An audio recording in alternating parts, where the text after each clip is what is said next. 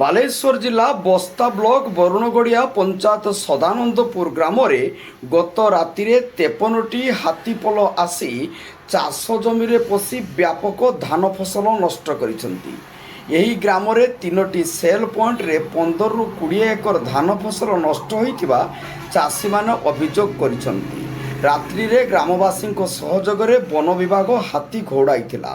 ମୟୂରଭଞ୍ଜ ବାଲେଶ୍ୱର ସୀମାନ୍ତ ଜଙ୍ଗଲରେ 70 ଟିକିଆ ହାତୀପଲ ଗତ କିଛି ମାସ ଧରି ଡେରା ପକାଇଛନ୍ତି।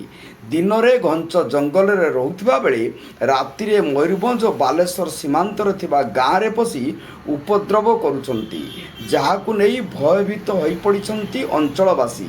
ତେବେ କ୍ଷତିଗ୍ରସ୍ତ ହୋଇଥିବା ଫସଲର ଆକଳନ କରି କ୍ଷତିପୂରଣ ଦେବାକୁ ଦାବି କରିଛନ୍ତି ଚାଷୀ।